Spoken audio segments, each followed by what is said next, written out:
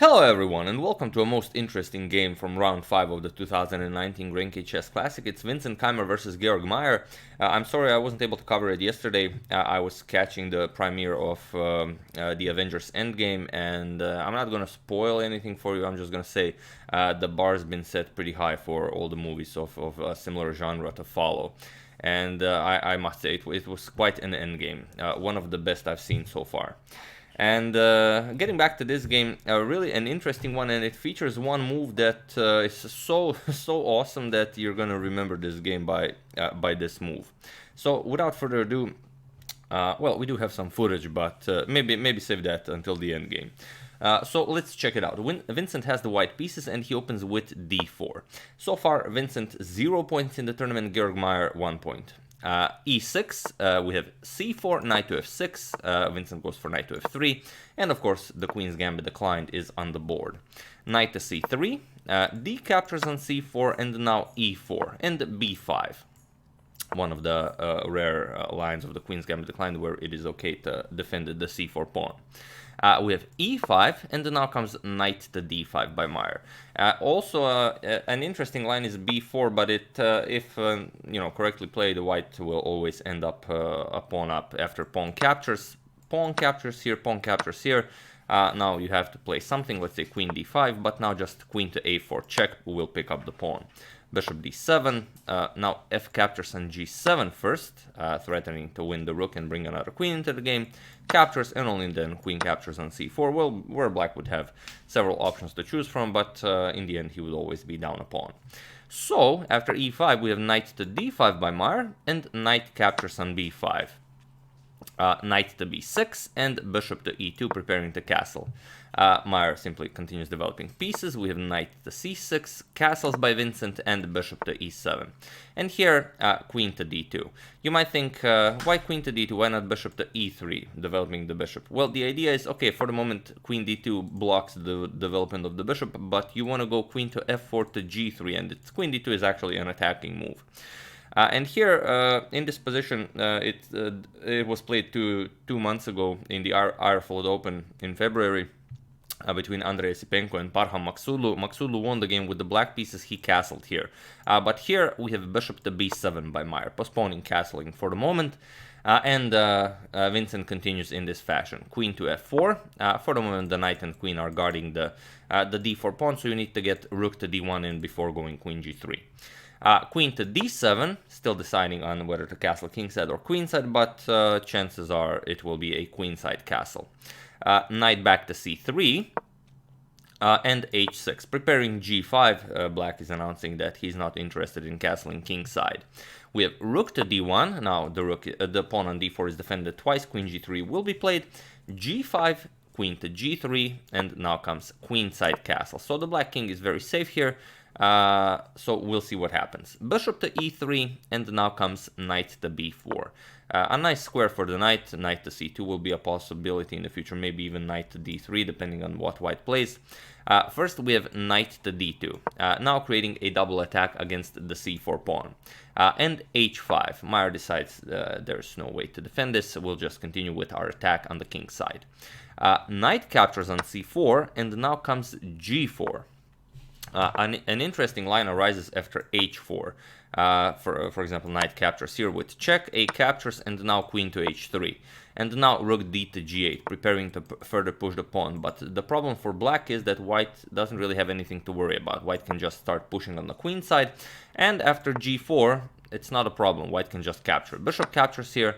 And now, even though you have this rook on g8, bishop on b7, there's no way to take advantage of this. Even if you position the queen on d5, let's say knight d5, a5 captures, and queen d5, even with the bishop, queen, and rook eyeing that g2 pawn, you still have no way of breaking through. This bishop on g4 is just an excellent piece.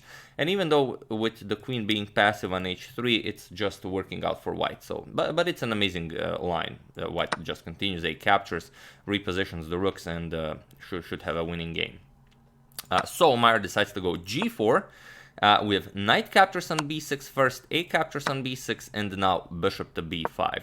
A very nice move, as the queen doesn't really have anywhere to go. You have to block. If you block with c6, then your bishop no longer has this beautiful diagonal, so bishop to c6 is played. And now bishop captures. We have queen captures on c6, and now queen to f4, getting the queen out of the line of these pawns, and also preparing to capture on f7. Meier defends it. We have rook d to f8, and now a very nice temporary pawn sacrifice by Vincent. You want to break through in the center. Vincent goes for d5. So of course you do have to capture. Knight captures is played, knight captures, and now e captures on d5. And of course the queen is now guarding the d5 pawn, so there's no problem, but rook a to c1, kicking the queen out of the way. We have queen to b7, and now comes queen to f5 check, clearing the d7 square for the white queen. And now you have a couple of problems here. If you go into the center, then a very dangerous idea is bishop captures on b6. This is what Vincent had in mind, where you don't really have all that many things. If you capture with the queen, then you no longer guard the d5 pawn. A mating attack is about to happen. And if, of course, you capture with the c pawn, then again you get rook captures with check, queen captures, and rook to c8 checkmate. This was Vincent's idea. And Meier has to react accordingly. So after queen to f7, you have to go back and allow queen to infiltrate with queen to d7.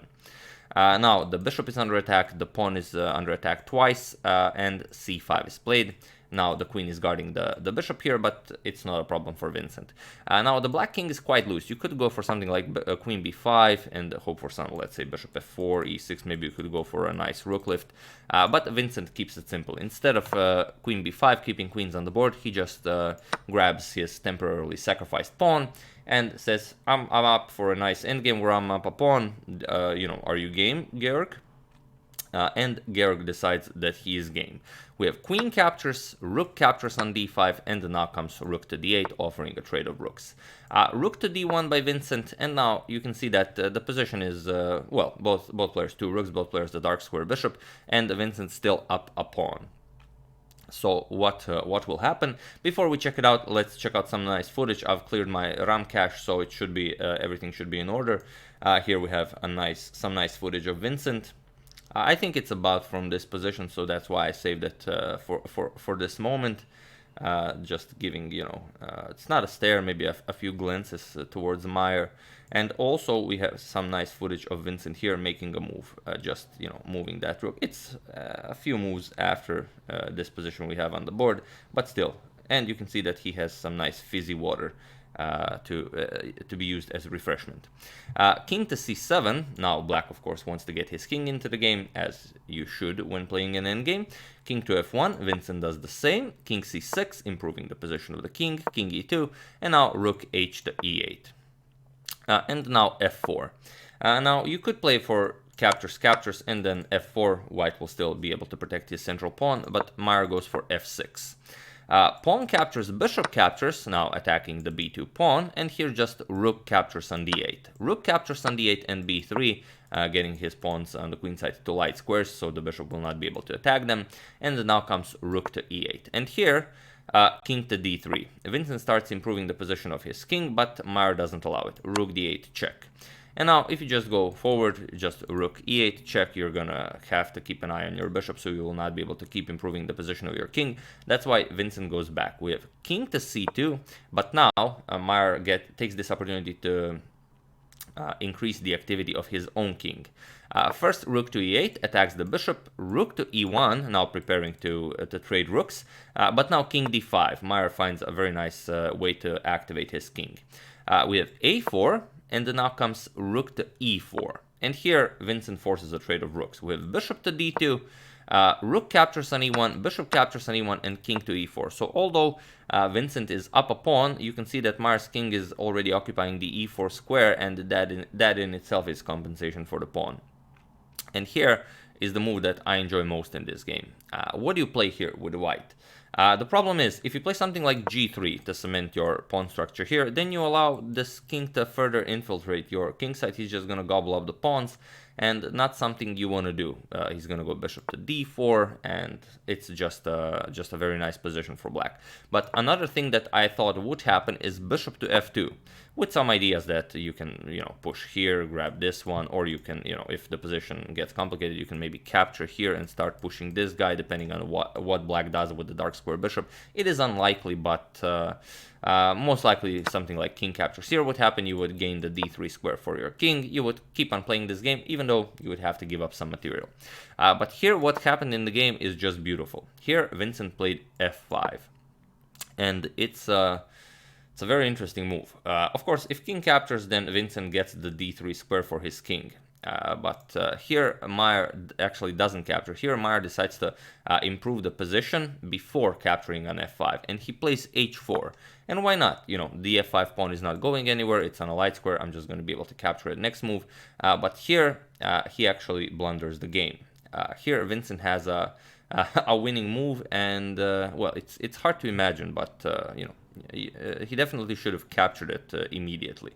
But feel free to pause the video here and try to find the winning move for Vincent. I'll give you a couple of seconds. For those of you who were able to do it, congratulations, you are an excellent endgame player. And for those of you who just want to enjoy the show, bishop to c3. And now, the problem is you cannot not trade the bishops. If you just move the bishop back, f6 is coming. After bishop moves, even f7 is coming. And now after the king starts moving towards the f7 pawn, you just play b4. And now after pawn captures bishop d4 here, you're going to eliminate this pawn, and there will be no stopping the a pawn. King e6, you can capture here, king captures, and now after a5, you cannot prevent the pawn from reaching a7, as the light square bishop covers all the important squares. So the game is winning for white. So Meier decided to capture here. We have king captures, and now king captures on f5. And now you have this position where the material is completely equal, but Vincent is first to clear the way for his passed a pawn. King to c4, we have king to f4, king to b5, king to e3, and now king captures on b6. King to f2, and now a5. Vincent already starts pushing his passed pawn. King captures on g2, a6 now, king captures on h2, and now a7. We have g3, Meier now starts pushing his passed pawn as well, and now a8 queen.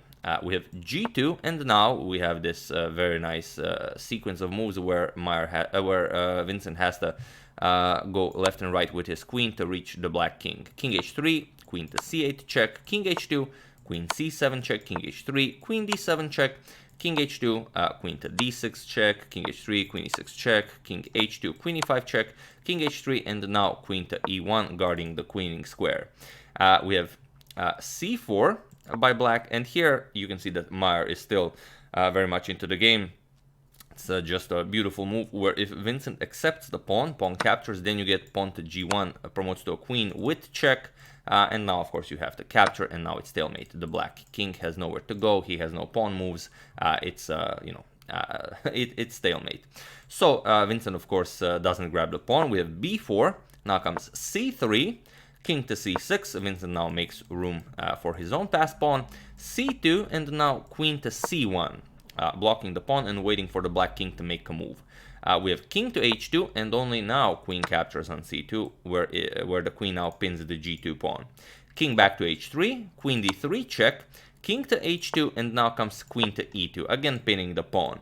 King h3, queen e3 check, king to h2, and now queen to f2, again pinning the pawn. We have h3, and now comes b5. Again, Vincent starts pushing the passed pawn. King to h1, and now queen to g3, saying, yeah, sure, you're free to promote this pawn to a queen, but if you do that, I'm just gonna capture here, deliver check. If you block, I'll capture, and then b6 is winning, as there is, of course, no stopping the pawn. So after queen g3, we have h2 by Meier, and now comes queen to f3. Again pinning the pawn, king to g1, and now queen to e3 check. And here we have the point of this line that Vincent chose. You have to know this by heart, otherwise you're not going to be able to win games like Vincent. The problem is if you go king to h1 here, it's a forced mate in 2. But of course you all know this checkmate, as we've already shown it on this channel plenty of times. Just queen to e4. Black has no moves. Black has to go king to g1. It is the only move. And then you deliver queen to e1. This will be checkmate. And you should remember this. If this is the position and your opponent plays king h1, just queen e4, pin the pawn, force the king here, not there, here, and then deliver checkmate. Meier had to go king to f1, and now Vincent has queen to f4 check, just hoping to win this pawn. Meier blocks, and now comes b6. And finally, Meier gets a queen into the game, but it will not do him all that much good. We have pawn to h1 queen, b7. Notice that the white queen prevents any checks from the black queen. We have queen to h7, and now just b8 with another queen. So now Vincent has two queens, which is, of course, almost always better than one queen. King to h1, hoping to get another queen into the game, but now just queen to f3, again pinning the pawn. Queen to c2 check, we have king to d5, queen to d2 check, king to e4, now comes queen to c2 check, king to e5, and after queen to c5 check, we have king to f6. We have queen to d4 check, and here Vincent just played king to g6, and it was in this position on move 81 that Georg Meier resigned the game, and Vincent scored his first point in this super tournament. Quite an amazing win against such a strong grandmaster like Georg Meier. There are no more checks, so there are no more tricks. There's nothing you can try. This queen controls this queen controls the d6 square, so you cannot deliver check there. This queen controls d3, so no checks there, and all the other squares are covered. So here you could try any move, but then it's just a forced checkmate in whatever way white chooses. b1 check, king h2, now queen h5 check, king g3, queen e1 check, you can go king f4, and then queen f5 will of course be checkmate. So after king g6, Meier resigned the game, and a wonderful victory for young Vincent Keymer. So first win comes in round 5, which is not all that bad considering who he faced. He faced Carlsen, Caruana, Anand, and Najdic, and the Georg Meier now. So 1 out of 5, is a dream basically. As usual, if you are interested, there are round 4 impressions in the description below. Sorry, round 5 impressions in the description below, and also a very nice interview with Vincent Keymer after his victory against Georg Meier. If you are missing some laughter in your life, do check it out. After seeing Vincent laugh, you will also enjoy a good laugh yourself. I would like to thank Mark Gronsoma, Aron Ashish-Som, Mark van Oudhuizen, David Peterson, and Glenn Klein for a contribution to my channel. Thank you a lot, I really appreciate it. As usual, you can check 2 of my previous videos here. Thank you all for watching, and I will see you soon, hopefully with some more interesting content.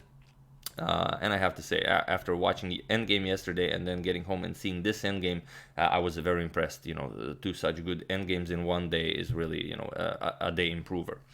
Thank you all. I will see you soon. Have an excellent rest of your day.